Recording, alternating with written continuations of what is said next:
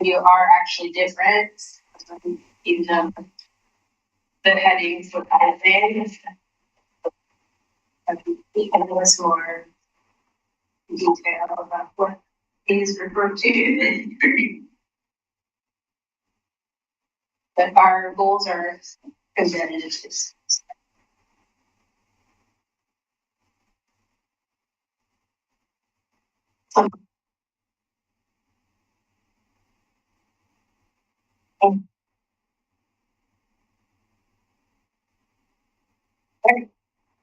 Started. Do a roll call real quick. My name is Sam Wolf, Chair of the Natural Resources Committee. I'm Brett Frisler, Vice Chair. Foster, Committee Member. And then, but Dakota, you want to chime in and say? Hi there. Yeah, Dakota Hufford. I believe I am Secretary. That's right. Correct. Nice to see you. I'm Pete Walter, Planning Manager and Staff Liaison. And I'm Kelly Hart, Community Development Director. And welcome. Say it really slow. Yeah. This is Kelly's day 5 with us. She started on Thursday. So you've had a lot of meetings. A lot of meetings. And this is just another one. This one's cool. So He's been talking it up. Yeah. So the items in your packet, the one that I sent out with the agenda, don't include what I put on the table in front of you. Those 3 sheets that you have, in which I also emailed right before the meeting, are from last night's work session. We'll be talking about those when we get into it.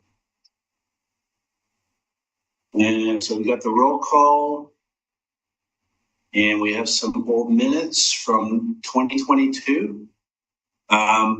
It's okay if you were not part of the committee in 2022, you're allowed to vote on minutes and approve. We'll be looking for an approval of those minutes. right, all in favor of approving last minutes? All in favor, say aye. Aye. Hi. Great. Thank you. And we have a guest in the audience this evening, but I'm not sure if you're going to give public comment. Nope. Okay. Right, discussion items. So we don't have any discussion items. I'm assuming there will be some discussion about, the items in communications. But our goal for those items is just to kind of bring you up to date, because everything is a work in progress right now.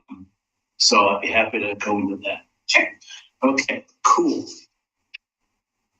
Let's see. So in the packet, my staff report, I just briefly went over things. And then I'll talk about these 3 sheets in front of you. But in our work plan, which we approved at the end of September via the virtual meeting, we have included the Emerald Ash Borer outreach. We have work items for public tree canopy assessment, specifically identifying funding for that, and if we can find funding to do one. City USA through the Xerces Society. The goal is to get enrolled in that program and stay in it and start working through it. And then Tree City USA, which is an ongoing program that we have been enrolled in since 2013. And we also have the item that's not a city commission goal, but it's something that the NRC has been working on producing.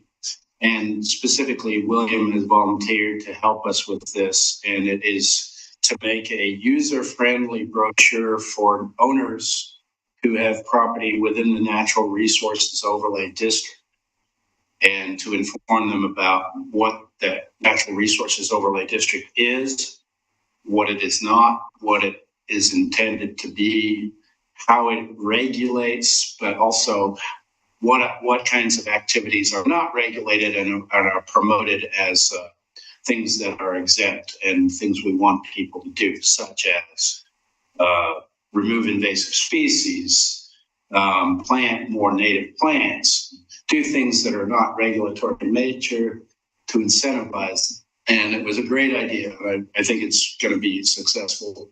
We also checked in with GIS on that to see how many properties have been sold within the NROD in any given time period, which is a quarterly report that our geographic information system staff comes up with. And we have an overall count of properties within the NROD that is just over 2,000. So that's 2,000 individual tax lots within the NROD. They may have, multiple owners and that sort of thing. But anyway, so the initial, once we get this brochure content figured out, then our communications manager, Jared, is going to assist with getting it branded and formatted in the city logos and city fonts and that sort of thing. And we still haven't decided, whether it's going to be a trifold or something else. So that's still a work in progress. But we'll get to talking about that. And then, so I'll just go through these real quick and make reference to the city commission goals. Tree City USA, we have been notified by ODF that the application period is open and started collecting data from all the departments. We've heard back from Public Works, and so we have their data. Haven't heard back from Parks yet. The deadline for submittal is December the 15th. And the other item that is part of the Tree City USA requirement, so there's 4 requirements. One is spend a minimum of $2 per capita on tree management and tree care per year. The second requirement is to have a tree board. We have the NRC as our tree board. Third requirement is to have a tree ordinance, and we have a public tree ordinance, and we also have 2 other chapters related to trees. One is a development review ordinance for trees, and the other is the street tree ordinance. We actually have a 4th chapter, which is the heritage tree program, which is mostly a voluntary program. So we actually have 4 chapters, but originally the one that Tree City USA wanted municipalities to have is a public tree. So we always had that. And, it's a fairly limited set of code. And it has been updated over the years with input from the NRC. With respect to the 4th and probably most important one is to observe Arbor Day. And Arbor Day, we have an agreement with Friends of Trees to do native tree plantings, but that's not in conjunction with Arbor Day. It's separate. It's it's around the same time, but we are looking to create more partnerships.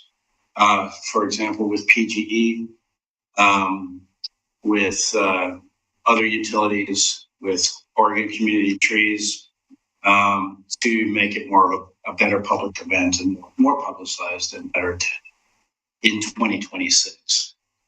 And Tom Kissinger in Parks, our Parks manager, is also very much on board with creating a more integrated Arbor Day celebration. So we want to get PRAC involved as well. Parks and Rec invited. Thanks. Acronym alert. And Bee City USA, Tom Kissinger is going to lead that application process. along those lines, I took the liberty of including their integrated pest management plan for parks, which is a pretty big document. I added it to the agenda, but I didn't print it out, and I haven't read it. It's the version that Parks currently uses as an internal document. Public Works doesn't have a similar document yet. So as we go through the Big City USA process, and that'll probably be something that evolves out of that process, is becoming more aware of what IPM is and how it relates to city management practices. There's obviously a lot of concerns about pesticide use in parks and next to waterways and those sorts of things. And that also applies to our storm ponds, which are managed by Public Works and have to comply with those same kind of regulations as well. Hey, Pete. Yeah. I'm so sorry to interrupt. Just curious. That's totally fine. Awesome. I'm not echoey, or I know I'm huge on the screen, but the bird is huge. It's quite alarming, right? Okay, good. It's supposed to be. I specifically didn't put a spider to not. But so you had mentioned just now that you did include the IPM plan. I'm in all of the documents. Where would I find that piece? Okay. I think I did. It was in the, it's a very large document attached to the packet, the agenda packet that is on the website. So if you download that agenda packet, it's about 130 pages, the whole packet. So that's where it is. Understood. Thank you so much. Sorry. Yeah.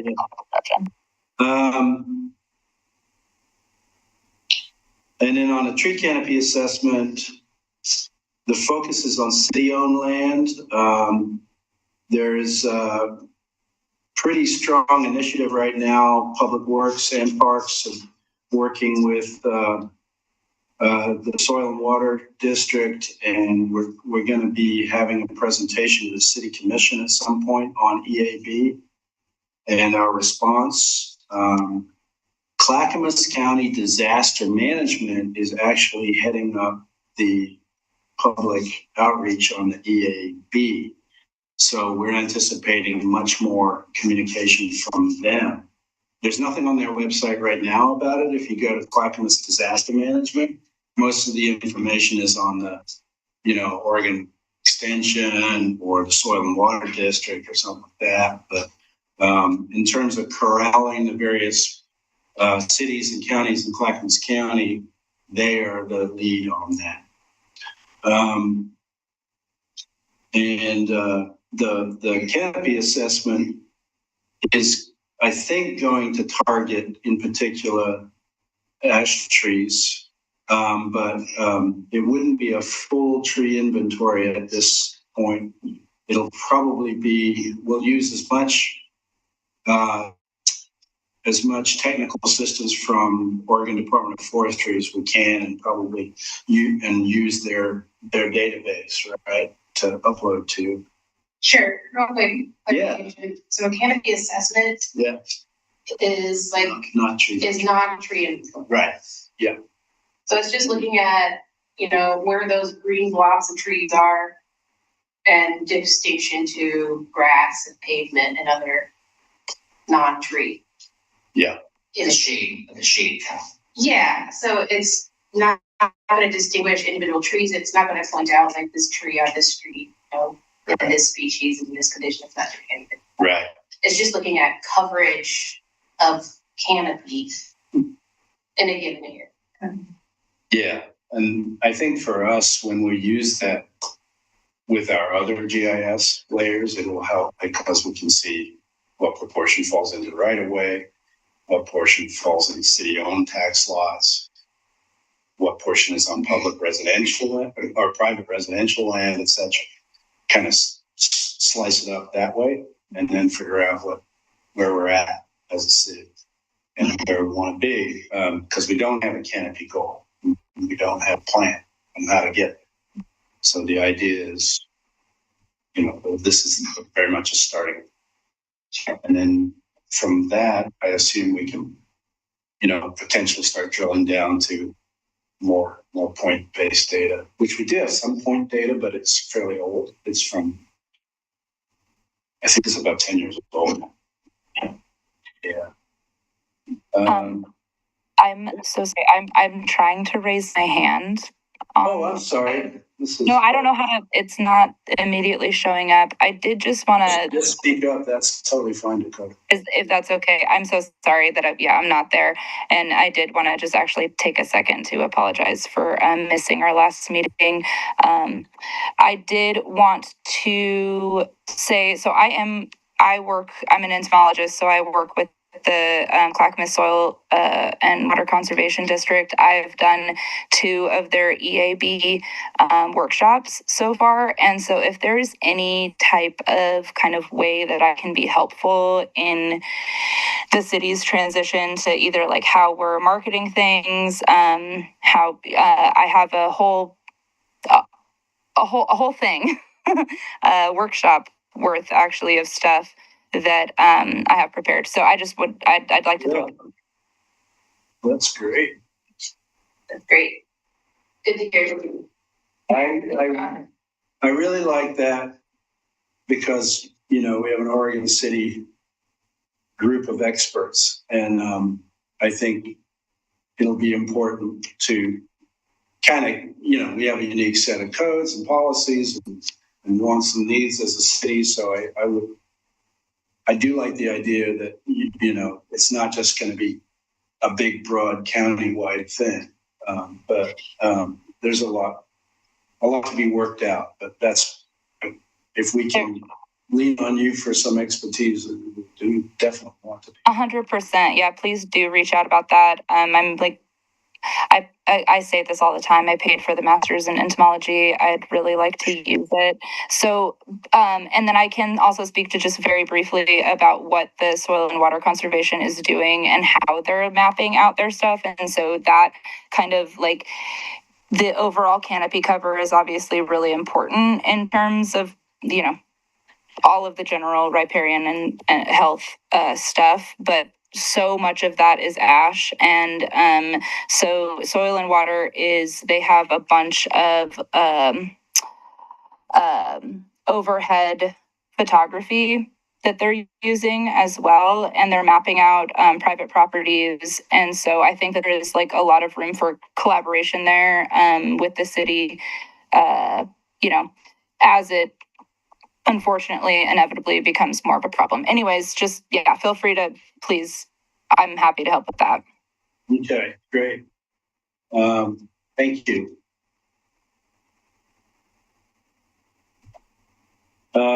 So Public Works has been inventorying trees in all our water quality facilities and has found quite a few ash already.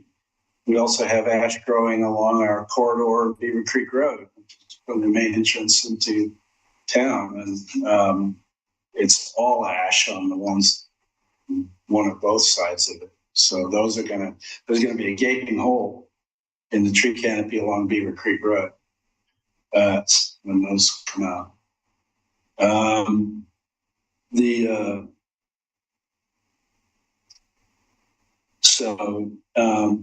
There may be an initiative to remove ash from our planting lists, if we do have any.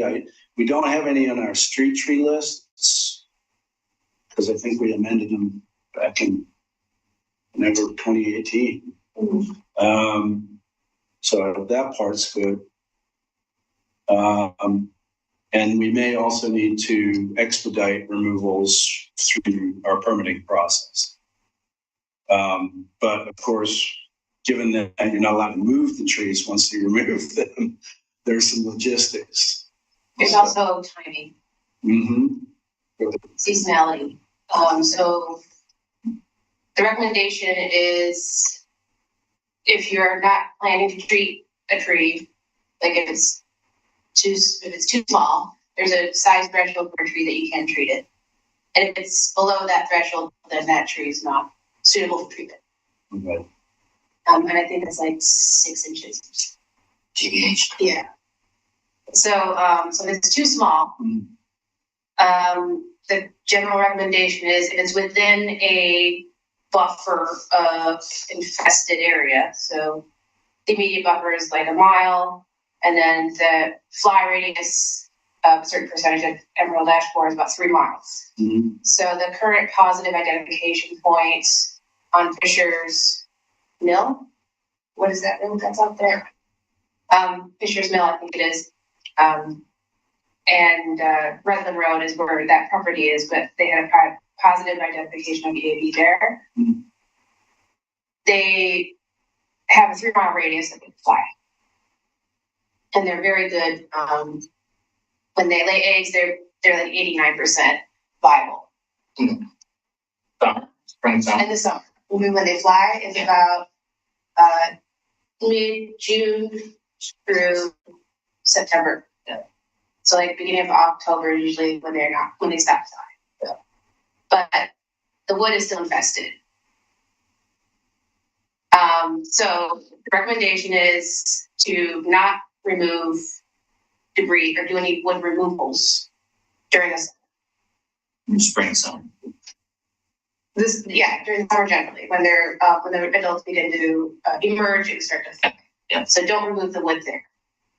At that point in the year, you can remove it either sometime during the winter or after when the adults are done from the season. They're still trying to figure out how emerald ash borer behaves out in Oregon. We're a very cushy, comfortable environment. This bug that's used to living in very harsh conditions, like the mountains of, is it Siberia or something like that? I forget, or Mongolia. So very harsh conditions where they're from. But Oregon's pretty nice. Yeah. We don't quite. Maybe Dakota, you could expand. Everything that you said is like completely correct. Yeah, seasonality really matters. How we go about. So, I mean, there's a ton of different management tactics when it comes to like wanting to save an ash tree. If there's a historic ash tree that like, you know, for whatever reason we really want to save, there's management tactics. However, yeah, if we cut down the tree, pretty much it's incineration. We're just going to go ahead and incinerate that bad boy. We just want to, the eggs can last a minute, they can last months and months, and they can overwinter, and like, they are from, EAB is from, this is bad. I do workshops, but I believe it's Asia. It's certainly Asia. I'm pretty sure it's Japan. And also other parts of Asia. However, it's like all over the place. They're totally survivable. Anyways, Samantha, what you said was completely accurate. I'm more than happy to, again, like I said, like I have a whole workshop and presentation kind of on EAB. I can condense that for NRC if we're at all interested in kind of like learning how to do the identification tactics, especially like kind of as it moves closer to us. Yeah, I'm not far from that detection. I actually was the person who made that detection, working with the soil and water conservation. So it's a whole thing, and yeah, Do you great. have treatment or management options in your presentation too? I do. Yeah, I do. And then I also have alternatives. And, somebody had mentioned, obviously, I don't think ever that an ash would be a street tree option. That's not where they like to live. That would be crazy town if somebody chose an ash as a street tree, honestly. But non-Oregon ashes, like different cultivars, different species. Right. That are planted all the time. Sure. Or were planted all the time. Yeah. Yeah. Like redwood ash and flowering ash. Yeah. So no, absolutely. Our Oregon native ash. I would. Sorry. Go ahead. No, sorry. Finish up. That's good. Oh, I was just going to say, no, I would 100% move to, like, in whatever fashion, we can recommend to just completely take ash off of a planting list. Yeah. So not to belabor the issue at all, but just out of curiosity, you guys were talking about the fact that only up to a certain size can then be treated. Like, A, why, and B, what is the treatment? Oh, If so anybody knows. there's a systemic pesticide called emamectin benzoate, Right. which is inserted into the tissue of the tree. So what you do, if you're familiar with like sugar maple syrup, where you tap the tree and you let the sap drip out, it's like the reverse. Okay. So you have a solution of the pesticide and you drill little holes around the base of the tree, so right above where the trunk is going into the soil and the roots. And then you plug little holes with little taps, and that has a tube attached to them. And like with sugar maple, you have tubes that can collect it all and then drip it out. We're doing the reverse, where we're pushing pesticide in. And then this vascular system of the tree takes it up into the trunk and the leaves and the tissues above ground. Okay. And that is where the insect is living. It's living in the tissues right between the bark and the harder wood underneath. So there's this yummy tissue called candies. And that's the living, growing tissue where the trees are putting on secondary growth. And that's what they're eating. But if you remove it, girdling the tree, you're cutting off that vascular system. The tree can no longer take nutrients, it can't take water, so it to die. Right. So that's how emerald ash borer kills the trees. Right. And usually by the time they're detected, when they're like at eyesight level for people, it's been like 5 years for that tree. But usually they'll start from the top where the tissue's thinner and a little bit more tender and it's easier to get to. And then they'll start working their way down over time as adults just kind of like it's going down. Interesting. That's typical habit. And you don't do it on the treatment on the smaller trees because they can't sustain the pesticide, or? That's a good question. I don't know the details about that, but there is a cost threshold. So it is not super cheap. It is a lot less expensive than it used to be. And the toxicity of the pesticide is not as bad as it used to be, but it is still a cost. So what's the cost benefit of putting it into a smaller tree that you'll have to visit every 3 years and keep pumping that pesticide versus a tree that we have that's a mature adult tree that's doing a lot more value per square inch of that tree compared to a small tree. Right. So the loss of a larger mature tree is a greater loss than removing a smaller diameter tree, given all the environmental benefits of that tree. So if you think of like a tree as a asset that we value, a tree is more valuable the older, mature it is, and theoretically the healthier it is. So we wouldn't treat a tree in bad condition. Sure. If it's a healthy tree, it's a large mature tree doing great where it is, that's a tree we'd probably want to consider treatment and the pesticide application. But as an investment, it doesn't work. 100%. Yeah, just to like chime in, Samantha, you should be coming and giving some baby talks. You know what's up. So, I mean, okay, so 6 inches diameter is the threshold. That's a loss, pretty much. And the last that I heard, the treatment per tree was about $200 to $400 per tree. And you're saying every 3 years. I've actually heard that it's either every year or every year and a half is what the treatment requirements are. And then I'd also like to point out that the treatments, and I'm so sorry, like we're getting bogged down on EAB stuff, but it is coming and it is important. The treatments are non-target specific. It's imidacloprid often as the injection, which is probably the number one. It is the number one insecticide pollutant in our waterways. So it's non-target specific. We're putting it into the xylem and the phloem of the tree. It kills other insects. So, you know, I think that, as we move forward, kind of thinking about what we want to recommend, that's another thing to just keep in mind is that, yeah, it's a cost analysis benefit. The trees are assets, 100%. There are unfortunately not a lot of trees that can do exactly what an ash tree does for our riparian area, but there are some, and so we can kind of start thinking about transitioning into replacement era and perhaps not the saving area. I'm not saying one way or the other, I'm just, it's, the treatment isn't great, and it does become expensive-ish if we're, talking about a bunch of trees. So anyways, that's... Dakota, if I'm hearing you correctly, depending on the situation for the city and depending on where the ash trees are located, it may, and I have no idea where they're going with this yet, it might make more sense just to remove and replace, right, than try to inoculate, but I don't know. Or sorry.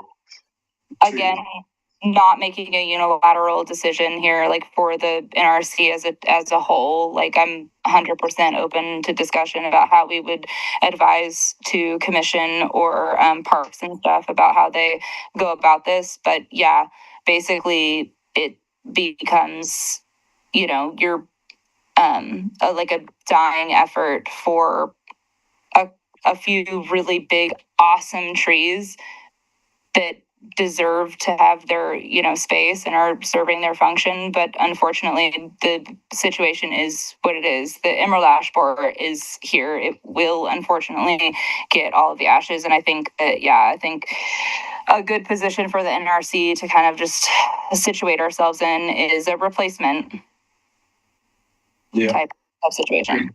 There are known areas in Oregon State that have substantial ash stands that we're concerned about. Many parks, a lot of parks, natural areas, maybe Mule Creek Canyon. I haven't been down. Yeah. Oh, sorry. I was just down in Newell Creek today. I took a field trip. I teach at CCC and I took a lab down there. There's not a ton of ashes in Newell Creek. However, there are a bunch on the banks of the Clackamas. And so it's a lot of private landowners. Ash is a substantial part of our riparian cover. And I have some data for that. If anybody is interested, please do reach out. I think that's where Public Works and Parks would really like to see that information. Yeah. I'd like to put this on the next meeting, and maybe, Dakota, would you be comfortable presenting at the next meeting with the information you have? Yeah, absolutely. Great. Pete, did you have any more? I'd like to win. Yes, please. So I want to say out loud for the record that this is an emergency. Like, I want everyone to understand how big of a deal this is. If we look back at Asian longhorn beetle in lots of places on the East Coast, we've seen 20, 30, 50, even 100% canopy be eliminated from neighborhoods.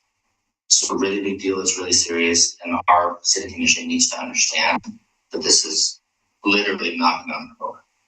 So I just want to say it out loud, put it in the record and the transcript, and make sure that the city commission knows this is the kind of emergency that the federal government can help with. There are agencies, APHIS is the agency that we would look to, and hopefully this has already been done. But if it hasn't been, we need to report this to APHIS. They do the official. Indeed, it is EAP. Yeah, that's how we plan and health inspection service. Yeah. Okay, great. I also want to talk about the pesticides and like the cost of like injecting these trees. And there's something really heavy that needs to be weighed, which is like these injections have other consequences besides just saving a tree, which like may, and like science people, correct me if I'm wrong, affect things like pollen. It's not an insect problem. I'm sorry. What? What? Yeah, but I think your point is really well taken, which is it can affect both flora and fauna of insects, pollinators, potentially what other animals might have affected. And that's the way we need to get the information. My point is we need help. Yeah. Like we are not equipped as a committee or even as a community to respond to this.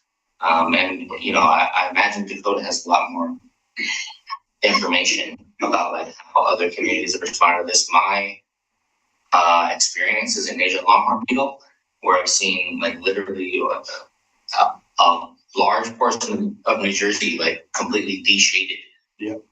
Because there was no other option. And it's because they found it late, 15 years after the first detection, thank you. Or not even detection, but after the first infestation. And so I think we're in a strong position of having kind of found this early. And I don't know if there's anyone else in the city more equipped than us to like throw up the warning flag and start thinking about like how to get help for this. And I think Dakota, you said something like, if I can reassure you slightly, Tom Kissinger is really worried about this, and he's from the East Coast, and he's seen the devastation that it caused. And he doesn't miss an opportunity to tell us about it. But I think, you know, it's just a matter of trying to get it before the city commission, and that's coming. So, I think Dakota's doing the right thing, and I'm hoping to follow up on her and Sam's leadership is to say, like, let's raise the flag. We could not talk about anything else, and this time could be the most valuable to be considering this emerging emergency. Right, I totally agree. And it's not just decisions about treatment or not to treat or what to plant or not plant, but it's also about raising awareness with the community. Most people have no idea what the trees they have on their property, let alone if they're going to see it die en masse in 5 years.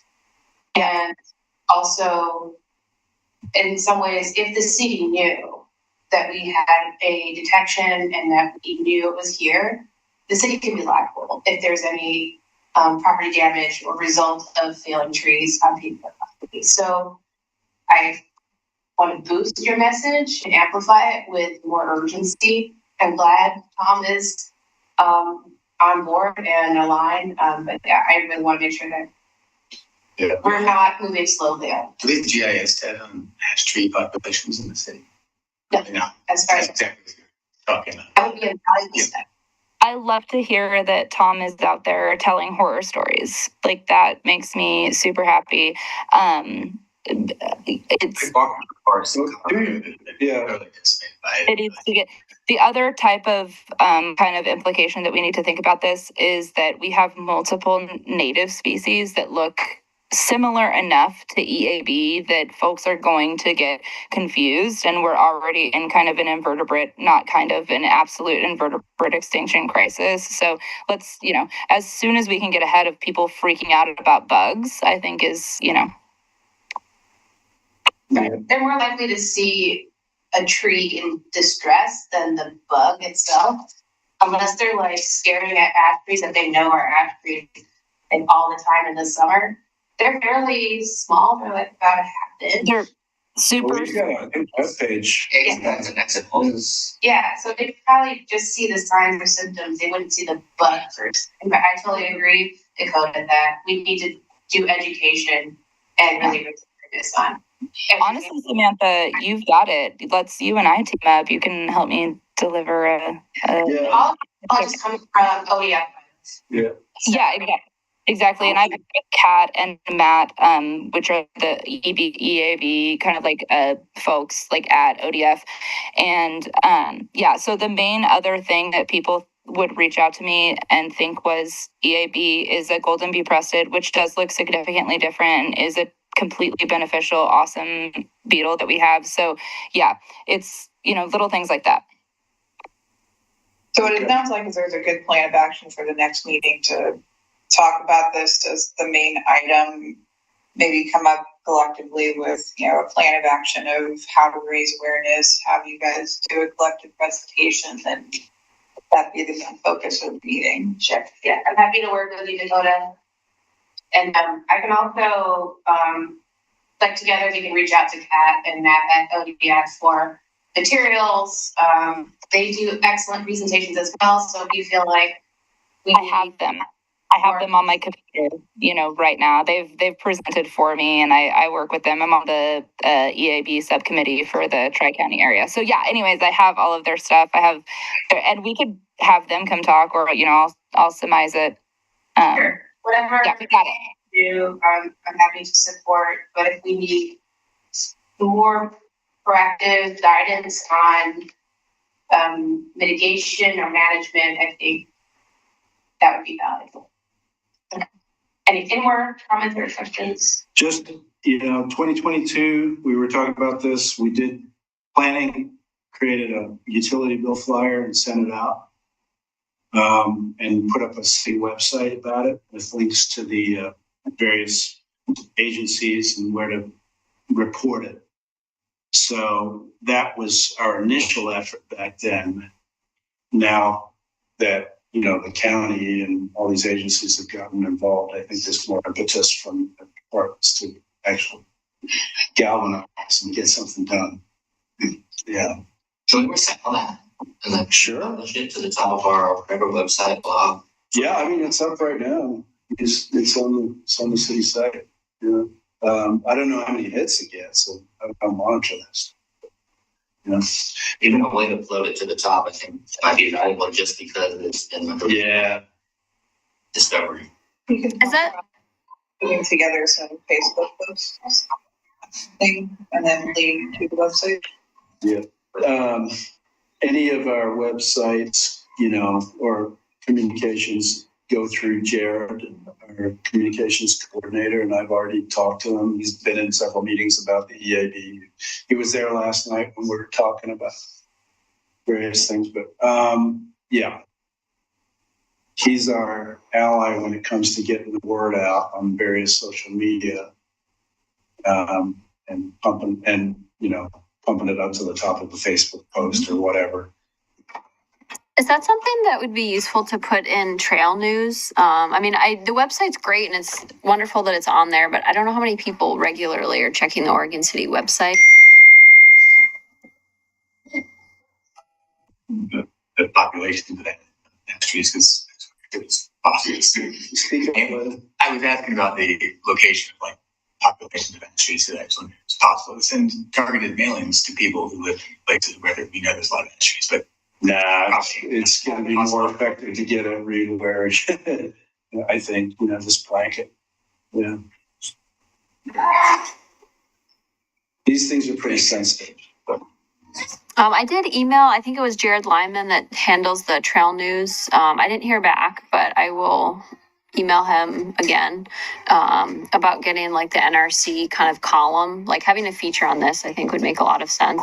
And even, kind of consecutive ones like part 1, part 2, part 3, part 1 could be this is in our city. This is, what tends to happen when EAB is found. And this is the timeline of what we can kind of expect if it follows the progression of the East Coast riparian areas. And then part 2 could be what to do, how to identify an ash tree, how to look for signs and symptoms. And part 3 could be things that you might mistake for an emerald ash borer in terms of finding the actual insect.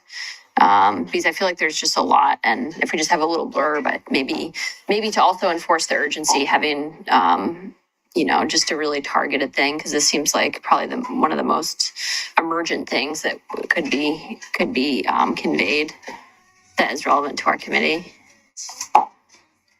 The other part is more city focused, is management of material. So as we start managing and removing, what I mean, like you said, there's containment and quarantine, so we can't move it. So a management plan for all that debris is going to be necessary. Where's all that wood going to go? Who's going to accept it? How are we going to, contain it from there? Yeah. So that would be valuable if there's any internal planning going on. It would be valuable to be involved so that not only can we contribute and give some advice, but also bring in either external experts or some of our own knowledge to help. Yeah, well, we will be sure to communicate all the relevant relevant points. When the heat dome and the various, what was the other one? The ice storm. And we had the salvage area down at Cladden Cove on Public Works. So I assume you're not allowed to remove it beyond the city. We can't move it out. County, okay. But you're not gonna want to put it in the city. No, we're not. So we're gonna have to be real careful about that. Right, there's a lot of. Yeah. All right. So, yeah, so there's external for the public, and getting it on high priority for initiative, but also tracking internal plans and processes to manage it. So that also might mean addressing any changes to pesticides and code or code policies. Mm-hmm. So, and how we're going to advise staff as well as the community about treatment options versus removals. Yep. 100% agree. Okay, thank you. Goodbye, Earl. I mean, there's a very soon approaching money question. Mm-hmm. Like we'll need money for Well, education. remember, planning does not manage city-owned land. Public Works and Parks do. So I am basically the messenger here. Yeah, I agree 100%. I think what I hope I'm doing, I think this committee is doing the same. Like, we need to raise our hand and say, everybody get ready, because these efforts have cost millions on millions of dollars in other communities. Yeah, in terms of media ideas, Jared does those snippets on Willamette Fall TV with interviews. So he interviews people, not in the city, experts in the community as well. So that's a great idea. I like it. And you can get out in front of Willamette Falls TV. What is Willamette Falls TV? That is our local community TV. Yeah, public access. They're the ones that are streaming our meeting right now. Yeah. Are we recording? Yeah. Where does one watch it? Is it online? It's on YouTube. It's on YouTube. Yeah. For those who have cable, it might still be on there. Great, yeah, we'd love to get a Jared interview. Yeah, so Jared's our go-to for all things outreach and communications. Yeah. I mean, and if we're starting to talk about like quarantining cut wood to get that word out, but the free efforts aren't enough. Well, that's where Clackamas County Disaster Management has the resources to actually coordinate stuff. So, yeah. Cool. Thank you. Do you know the person at Clackamas County? No, I don't. I'll see. Did you get some information? Great, thank you. Okay. The final item is William's report on the work you did. We have a monthly meeting with Jared to put this brochure together.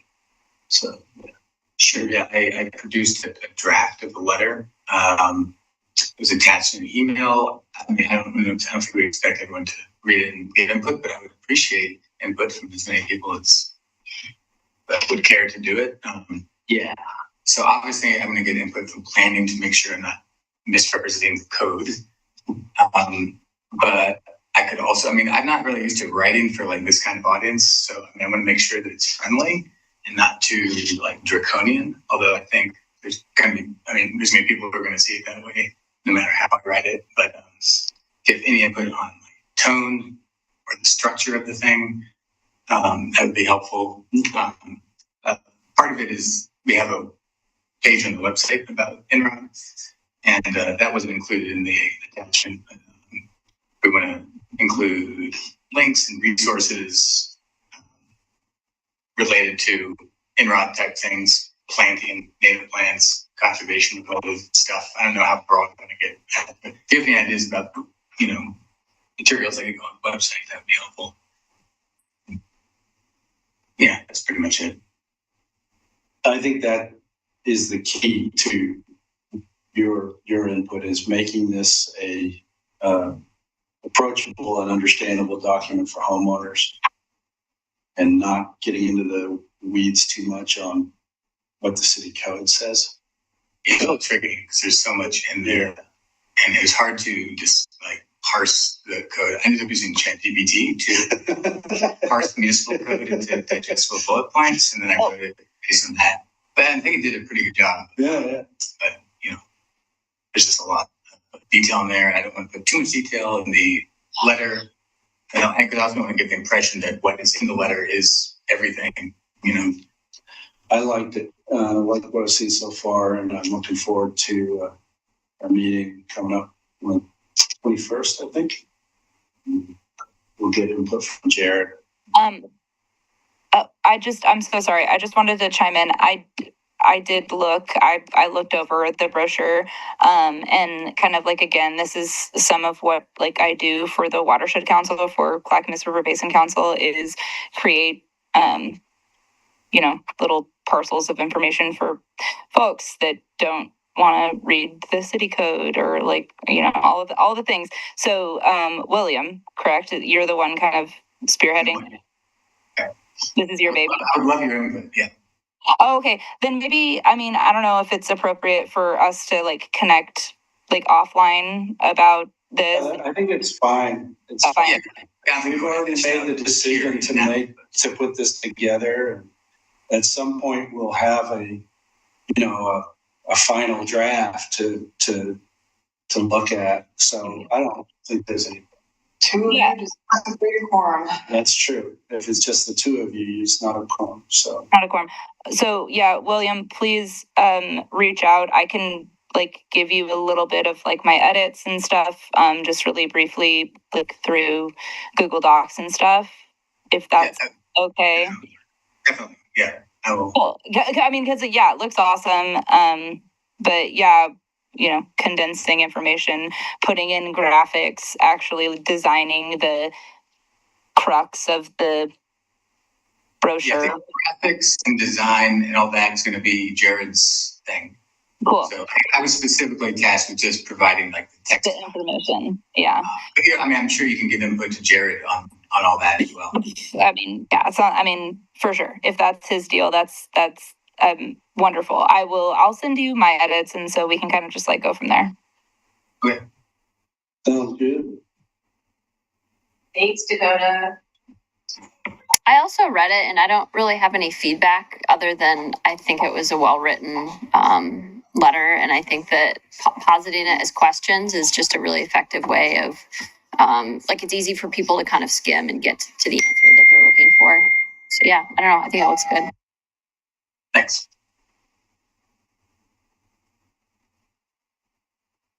All right.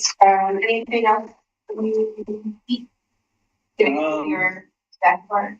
It's pretty much. That's it. Joey, anything to add? No, this has been fascinating. Scary, but fascinating. Let's get through it all. I think the question, and there's questions from others, move into the discussion.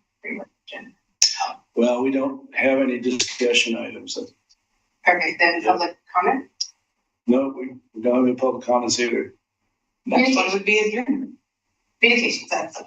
That's what we've been doing. Okay, let's continue. Anyone else have communications? If I ask one more, but. Okay.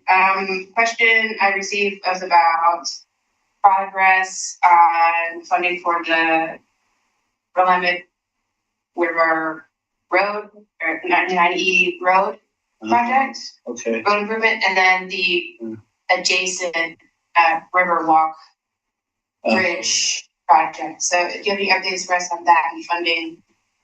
I heard there was a grant. So I can just kind of tell you what's been done to date officially. So the city adopted a new master plan for the Tumwater site. There are the Grand Ronde is working through a lot of design. It was a general development plan with an expectation that they would come in with detailed development plans for the various aspects of rollout, including the river walk and the rest of the site. So I would be happy to report back on that, but I don't have a lot of information. Okay, yeah, let's put that on the next agenda. Okay. Yeah. Great. Can I ask a question?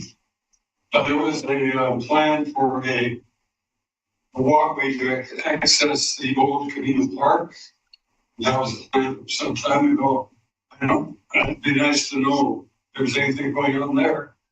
I know Old Canadian Park is not well maintained. Yeah. Okay, Doug. I don't know, but I can report back on that as well.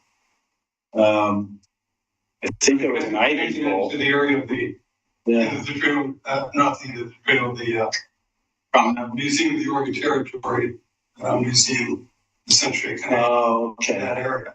Right. So are you talking about the McLaughlin-Kenema Trail thing that Kelly Reed worked on a few years ago, and then it got adopted into the transportation system plan? As it was a walking trail. Yeah, a walking trail and a way to connect. I think it's an important point was Old Canadian Park. Right. Okay. Yeah. I haven't heard anything about that for some time. I will check with Scott Archer and Tom Kissinger. Scott Archer is back with the city as the Parks and Rec director now. Yeah. So I'll check with them and report back in December. Well, this was, this was presented by Community Development Department within the city. When? Oh, years ago. Yeah, I think that's. I would say 4 or 5 years ago. Okay.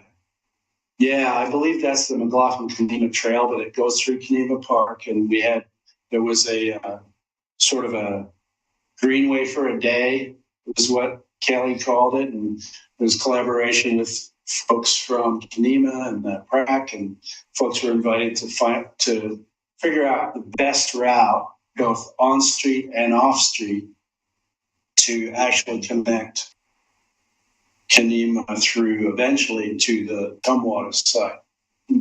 And it is it's a very minor detail in the large transportation system plan that needs to be brought back and looked at. And I don't know that the TSP, the transportation system plan, won't be updated for a few years, but individual components of the existing one get funding, and we look for that funding for them and then can implement them. So I will see what's going on with that. Thanks, Doug. Yeah. Anything else? I have one question about the changes to canopy and parking. Okay. Going back 6 months. The CFAC? Yes. Okay, yeah, we adopted all the required codes to be in compliance with CFAC, and so far we haven't had any applications to apply into, but they're in place. So, it'll be, if we do get any new parking lots over a ½ acre in size, we'll be, applying those new CFAC standards. And that means they have to have 40% canopy within a reasonable establishment period. So we'd have to write, I think we already wrote code for that. It'll be up to the applicant's landscape architect designing the vegetation in the parking lot to say it will be at 40% in 3 years, whatever. Plus, there's electronic vehicle charging, priority parking for access to various uses in the building. If you have accessible spaces in a building, you have to prioritize your parking. So all of that stuff was adopted last. That was May of this year. Yeah. The one thing that was not problematic, but took a while to work through was the ½ mile frequent transit corridor. because it was subject to change with TriMet. So we adopted a half-mile walk shed, which we'll have to reevaluate if the frequent transit corridor shifts. But it's not a big deal, you know. Our GIS department was able to map our walk shed using available sidewalk data and the proximity of sidewalks to existing transit stops along and various places. So that's sort of an internal working GIS overlay that staff would be using when we evaluate, develop, review, and to the extent it's applicable to a new development. There's also maximum parking applications. The city commission did not want to, did not want to adopt safe at all. We really wanted to go away, but it's a state mandate. So mostly concerned about downtown parking, which has always been concerned. And, you know, I think there's many ways to split that, split that. But yeah, it's in place. Okay, so Yeah. just checking on that. Yeah, We did a lot of that was a great. effort on that, Yeah, and then, and then goes to the planning commission and the city commission. okay. Yeah. All right, that's all for me for now. I'm happy to pass it over to anyone else that has comments. Okay, anyone online, Emily or Dakota, do you have other announcements or comments, recommendation? No, I don't think so. Is a CRBC plug, does that count as an announcement? Can you explain? It does not pertain to the city of Oregon City, but I'm having an invasive species removal event. Oh, cool. Yeah, tell us more. Cool. Yeah, October 18th, 10 to 12, Tickle Creek Park in Sandy will be removing a bunch of blackberry. It's for a student, a high school student's Girl Scout, like golden award. Oh gosh, her main award. And so anyways, it should be a really cute, fun time. So I don't know that I'll see y'all, of course, before then. If you're interested in that type of thing, reach out. If we're sharing events, this one does pertain to Oregon City. And sorry if this has been mentioned already, you joined late. But there's an event on October 25th. Did you all talk about that? Two of them, yeah. I haven't yet, but I'm involved as well. Emily, go nuts. Yeah, it's, I think, hosted by a number of like the Oregon City Parks Foundation. Oregon City Parks is involved. There's going to be, it's from 10 to 2. And there's a schedule of events at 10 o'clock. Xerxes is giving a presentation about protecting pollinators from pesticides and alternative to pesticides. And there's somebody, a representative coming who specializes in that from Xerxes, which is really great. And then at 11:30, there's dancing witches. And then at 1 o'clock, it looks like there's a Willamette Falls walking tour. And there's going to be a seed exchange. There's a plant sale and donation stand. And let's see, yeah, just like a leaf mulching demonstration, just a number of kind of like, yeah, just relevant activities. Where? That's it. Let's see. It'll start at the VFW. Yes. Right. Yeah. That's the start, and I think that's where Xerxes will present, and then we'll move on to the promenade where we'll do the witch dancing and whatnot. Y'all should come. It's going to be fun. If you don't know Dee Dee, I'm sure you know Dee Dee. It's Dee Dee's deal, so it's going to be good. That's really interesting. Thank you. I'll be there with cockroaches, if that's enticing. Oh, cool. Like long cockroaches. Yeah, that's like my signature. Are they like the Madagascar hissing cockroach? Yeah, I got the hisser. So I'll have the hissers. Yeah, and I'll be a witch, which is normal garb for me, but blending in. Very cool. Yeah, I'll definitely try to make it as well. Good, awesome, thanks for that. Any other announcements or reports from your neck of the woods?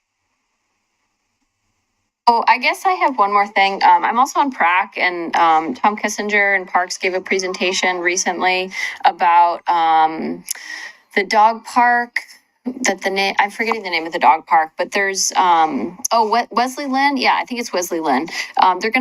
They applied for grant funding to do like a nature and neighborhoods grant to restore. There's some camas meadow like behind the dog park. And so they're thinking about fencing part of the dog park and then doing like a restoration project on kind of the perimeter. So I guess that would be like the not the street side, but the other side. So I think that would be the north side of the park, which is exciting. There's a ton of camas over there, absolutely hundreds. There's also a lot of invasive species, but the camas is growing really, really densely over there, which is great to see. And there's some nice riparian species. It's an area that looks like is seasonally flooded. And lots of little oaks as well. Super Yeah. neat. Emily, I have questions about that one. I'll email you if that's okay. Yeah, sure. Thanks for bringing that up. Okay, any other topics?